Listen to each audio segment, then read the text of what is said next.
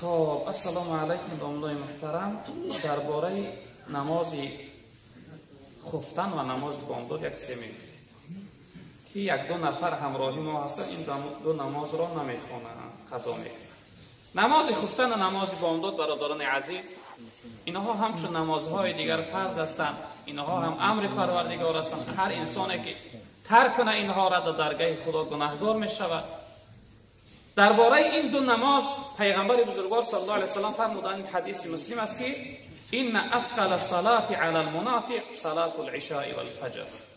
گفتن از همه وزنین ترین نمازها برای انسان منافق این دو نماز است، نماز خفتن و نماز بامداد است.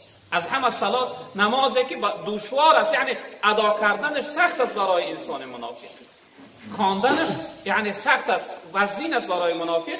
پیغمبر بزرگوار گفتند که این نماز خفتن و نماز بامداد است. ولو یعلمون ما فیهما لاتوهما ولو حبا.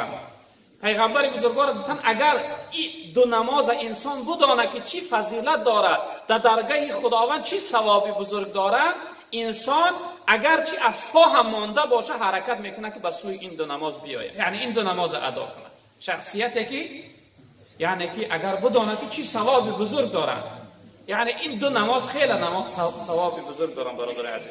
در روایت دیگر که از این حدیث امام مسلم روایت کرده، پیغمبر بزرگوار صلی الله علیه و سلم گفتند که من صلى العشاء فی جماعتی فکأنما قام نصف الليل و من صلى الصبح فی جماعتی فکأنما صلى الليل كله. گفتن هر انسان برادر عزیز فضیلت جماعت خواندن این دو نماز رو ببینید.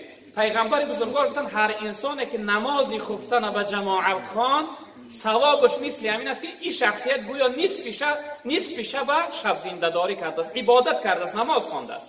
هر انسانی که نماز خفتن به جماعت خواند مثل همین است که گویا نصف شب نماز خوانده است، عبادت کرده است. و هر شخصیتی که نماز بامداد به جماعت خواند، جناب پیغمبر صلی الله علیه و سلم ثوابش مثل این است که گویا تمام شب این شخصیت شب زنده داری کرده است.